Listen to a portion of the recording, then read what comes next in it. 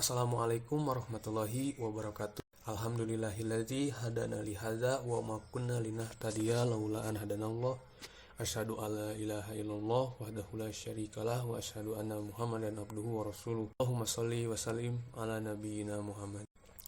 Pertama-tama yang saya hormati kepada Bapak dosen pengampu, Bapak Haji Yudi Irfan Daniel, Esos MAG, dan juga kepada teman-teman semua yang saya banggakan.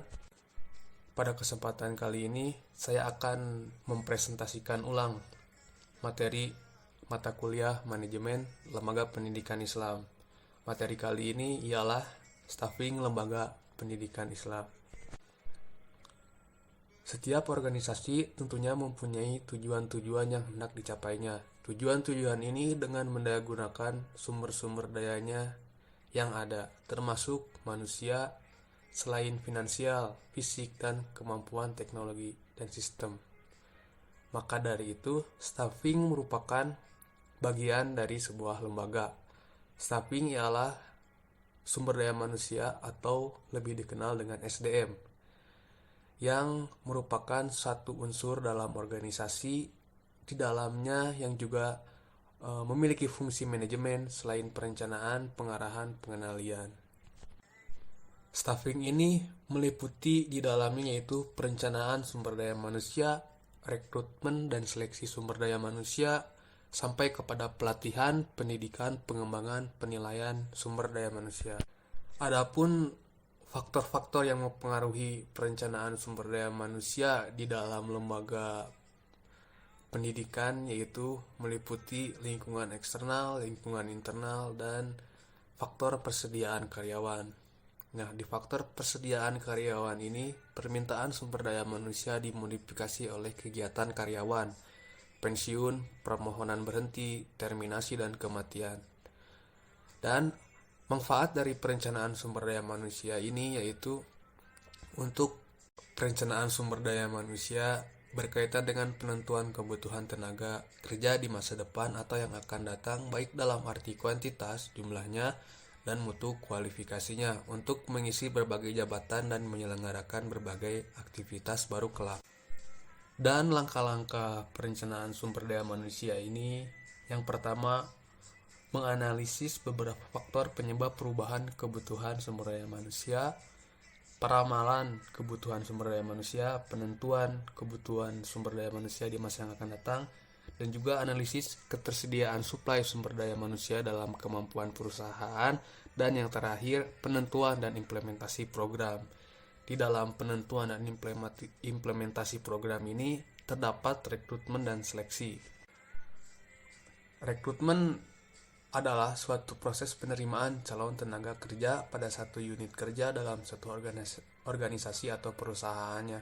Prosesnya dimulai saat akan kebutuhan merekrut karyawan baru dinyatakan hingga lamaran mereka diterima. Adapun seleksi ialah lanjutan dari rekrutmen. Setelah pelamar kerja dinyatakan lolos kepada fase selanjutnya, maka diadakan seleksi, yaitu lebih kepada pemilihan calon tenaga kerja yang paling memenuhi syarat, untuk mengisi lowongan pekerjaan. Dengan demikian, proses rekrutmen merupakan proses awal yang dilakukan dalam pencarian tenaga kerja, sedangkan proses seleksi terjadi setelah ada sejumlah calon tenaga kerja yang mendaftar atau terdaftar sebagai pekerja melalui proses rekrutmen.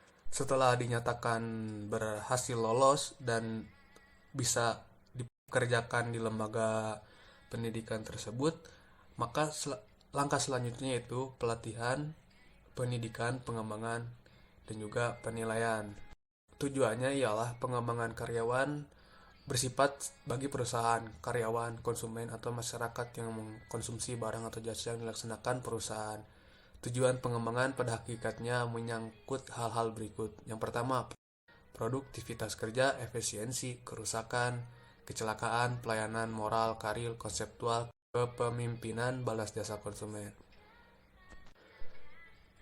Adapun tujuan pelatihan dan pengembangannya itu meningkatkan penghayatan jiwa dan ideologi, meningkatkan produktivitas kerja, meningkatkan kualitas kerja, meningkatkan ketetapan perencanaan sumber daya manusia, meningkatkan rangsangan agar pegawai mampu berprestasi secara maksimal, meningkatkan kesehatan dan keselamatan kerja, dan menghindari keusangan, meningkatkan perkembangan pegawai.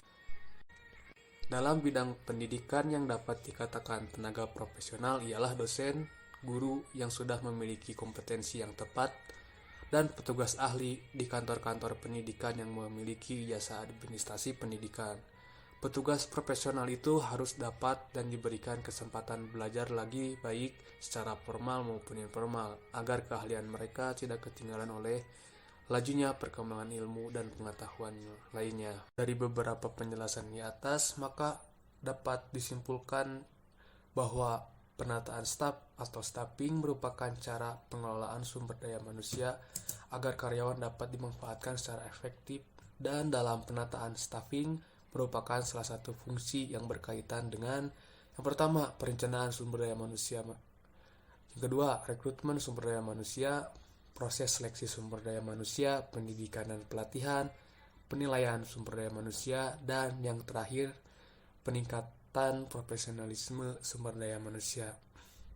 Alhamdulillah, sekian yang bisa saya sampaikan mengenai materi staffing dalam lembaga pendidikan Islam.